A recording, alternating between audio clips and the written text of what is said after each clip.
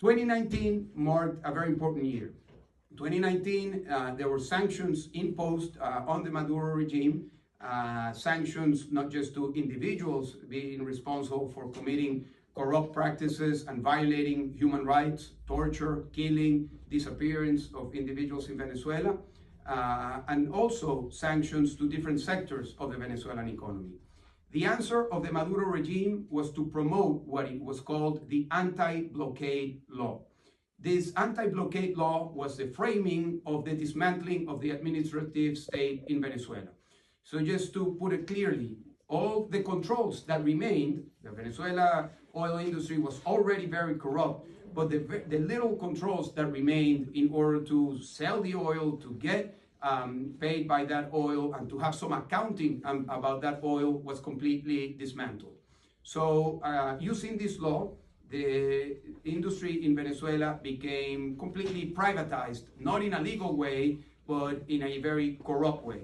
So the way in which oil was being sold in order to evade sanctions was at many times using cryptocurrency.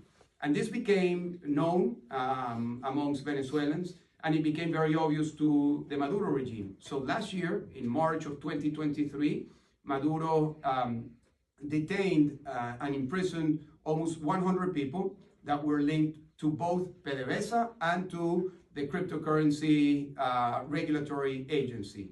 Of those people that have been detained, at least 3 of them have been tortured and killed. Why? Because they are looking for the information of where the money is. It's very important to understand that this initiative of the Maduro regime to go after some of its own people, including Tarek El Aissami, who was the vice president of Maduro, who was Minister of Interior, who was at the time Minister of Oil, and now is in prison. It's not about justice. It's not about transparency.